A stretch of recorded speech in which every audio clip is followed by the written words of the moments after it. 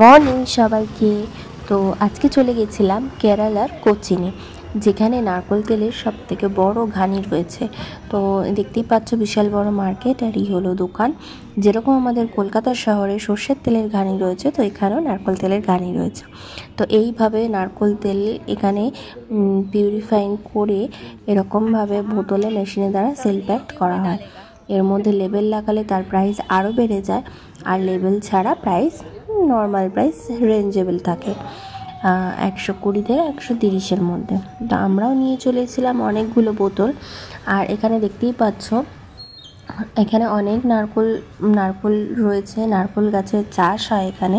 তো এরকম বড় ছোট সব ধরনেরই তেলের বোতল পাওয়া যায়। একটা হচ্ছে 1 লিটার, আর হচ্ছে 500। আমরা 500টা নিয়ে চলে এসেছি, তোমরা কেউ গেলে অবশ্যই এনো। বাড়িতে আনার পর নারকেল তেলটা ঠিক এইভাবে জমে গেছিলো, পিওর না হলে এটা হয় না। তো চলো, বাই।